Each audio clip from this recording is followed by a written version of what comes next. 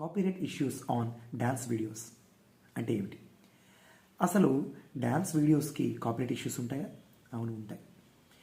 ఎంతో వ్యయ ప్రయాసాలకు ఓర్చి ఒక సినిమాను తీసి ఆ తీసినటువంటి సినిమాను థియేటర్లో రిలీజ్ చేసే ముందు దానికి సంబంధించిన ఏదో ఒక ఆడియోనో వీడియోనో తీసుకుని అది యూట్యూబ్లో పోస్ట్ చేస్తే, పర్సనల్ అకౌంట్స్లో పోస్ట్ చేసినప్పుడు దానికి ఖచ్చితంగా ఎలా అయితే మూవీ వాళ్ళు కాపీరైట్ ఇష్యూని రైజ్ చేస్తారు, అంటే అది మీకు సంబంధించిన విషయం కాదు, అది మాకు సంబంధించినది, అది మీరు పోస్ట్ చేయడానికి అర్హత లేదు అని ఎలా అయితే పెడతారు.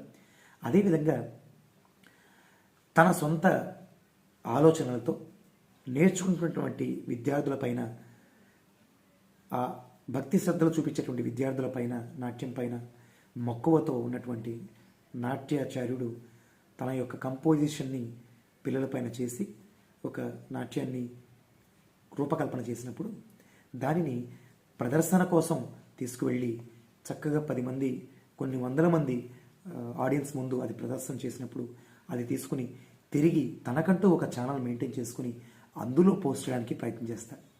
ఈలోపు కొద్దిమంది పేరెంట్స్ లేదా బయట వాళ్ళు కానీ వారి యొక్క సోషల్ మీడియా అకౌంట్స్లో ఆ వీడియోస్ని పోస్ట్ చేస్తే అది ఖచ్చితంగా తప్పు అవుతుంది.